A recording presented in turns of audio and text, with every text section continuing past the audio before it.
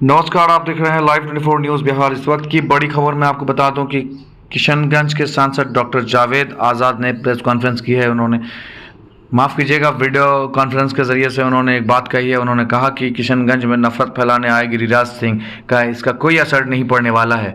ऐसे में किशनगंज की जनता को उन्होंने कहा कि यहाँ की जनता बहुत शांतिपूर्वक तरीके से भाईचारा में बंधे हुए हैं, इसलिए यहाँ ऐसा कुछ माहौल नहीं बिगड़ सकता।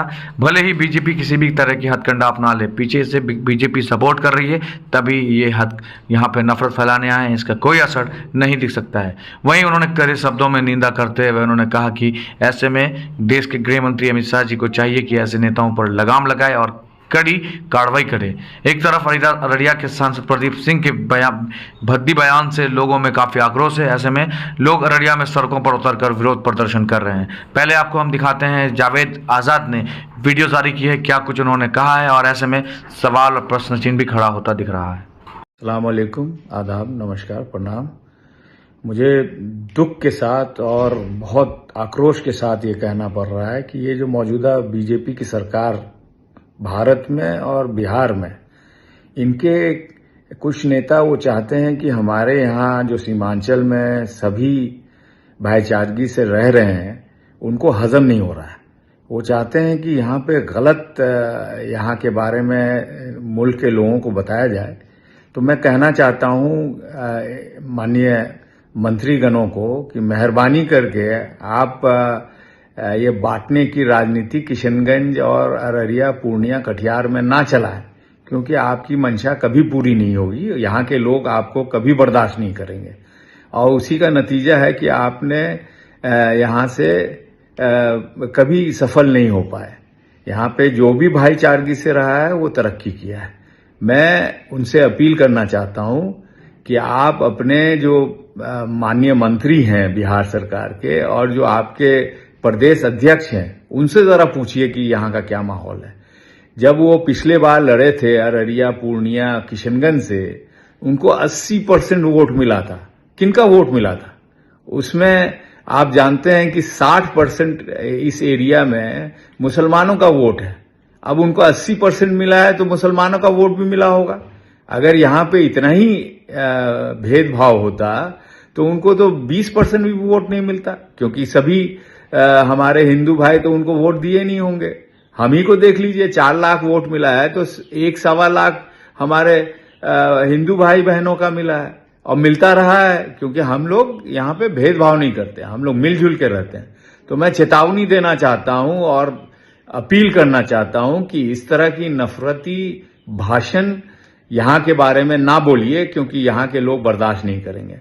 और मैं अपील करना चाहता हूँ माननीय मुख्यमंत्री जी नीतीश कुमार जी को भी कि इस तरह की घटनाओं पे रोक लगाइए, ताकि यहाँ पे जो भाईचारगी है वो बनी रहे। बहुत बहुत शुक्रिया। जय हिंद।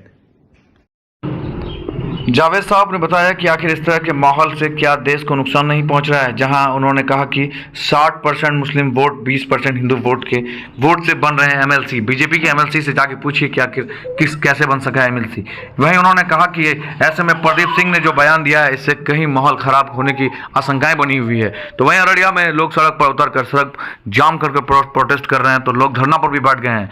स्थानीय डीएसपी ने लोगों को समझा बुझाकर किसी भी तरह से मामले को शांत किया। तो ऐसे में नीरज सिंह बबलू का भी बयान आया हुआ है, जब वो कह रहे हैं कि अररिया, पूर्णिया, कटिहार में हालांकि पंडाल लगने नहीं दिया जाता है, मूर्ति विसर्जन के वक्त तलवारें बाकी चीजें की जाती है। तो क्या ये गलत नहीं है? ऐसे नेताओं को मान मर्यादा में रहकर भाषा यूज करनी चाहिए। जब अगर धर्मगाई चोला का प्रचार करना है तो पद को छोड़कर कुछ भी कर सकता है, मगर पद पर रहकर संवैधानिक पद की अगर वो दुरुपयोग कर रहा है तो ऐसे में गृह मंत्री अमित शाह से भी सवाल है कि आखिर क्या इन लोगों पर कार्रवाई नहीं होनी चाहिए? क्या ये देश संविधान से चलेगा या अपने मन मर्जी तरीके से देश को चलाने की एक एजेंडे चलाया जा रहा है? आइए, अररिया के लोगों ने क्या कुछ प्रोटेस्ट में कहा और डीएसपी ने लोगों को किस तरह से समझाया है, तस्वीरें आपके सामने।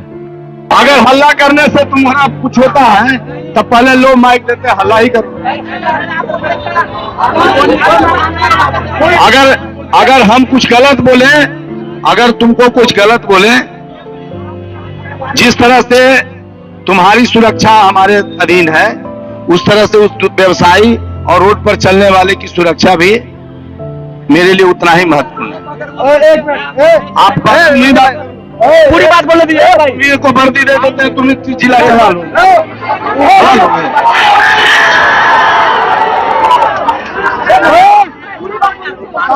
बता रहे हैं, एक अभिभावक के नाते और एक पुलिस पदाधिकारी के नाते कानून अपने जगह पर है और कानून व्यक्ति का अपना व्यवहार अलग अपने जगह पे है।